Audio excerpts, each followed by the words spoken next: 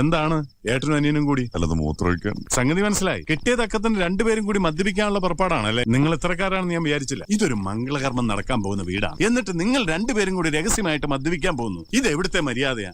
അതും പെണ്ണിന്റെ അച്ഛനായ ഞാനിവിടെ പച്ചയായിട്ട് നിൽക്കുമ്പോ മിഴിച്ചു നിൽക്കാതെ ഒഴിക്കട്ടെ അച്ചു. സാറ് മദ്യപാനം കുടിക്കോ? വല്ലപ്പോഴും. പലപ്പോഴും അല്ല, വല്ലപ്പോഴും. ഞാൻ ഇവനെന്താ കഴിക്കാത്ത? ഒഴിക്കടാ. ഞാൻ ഒഴിക്കാറേ ഉള്ളൂ, കഴിക്കാറില്ല. ശരിയാ, തൊടാതിരിക്കുന്ന നല്ലത്. നാവിന്റെ രുചി മാത്രമല്ല, ഇത് നമ്മുടെ കരളിനും ആമാശയത്തിനും ഒക്കെ ദോഷം ചെയ്യും. തലയും കുത്തിച്ചാട്ടം തുടങ്ങിയോ? അച്ഛൻ കഴിച്ചല്ലേ? ഇല്ല മോളെ, അച്ഛന് വിശക്കുന്നില്ല. അച്ഛൻ പിന്നെ കഴിച്ചോളാം. അതല്ല, അച്ഛൻ ഡ്രിങ്ക്സ് കഴിച്ചോന്നാ ചോദിച്ചേ. പിന്നെ നേരത്തെ ഒരു പെപ്സി എടുത്ത് കഴിക്കുന്നുണ്ടോ? അതെ അതെ അതെ. കഴിക്കരുതെന്നല്ലേ ഡോക്ടർ പറഞ്ഞിരിക്കുന്നേ? പിന്നെ എന്തിനാ കഴിക്കാൻ പോയേ? സ്നേഹത്തോടെ ഇവര് വെച്ച് നീട്ടുമ്പോ എങ്ങനെയാ മോളെ കഴിക്കാതിരിക്കണേ?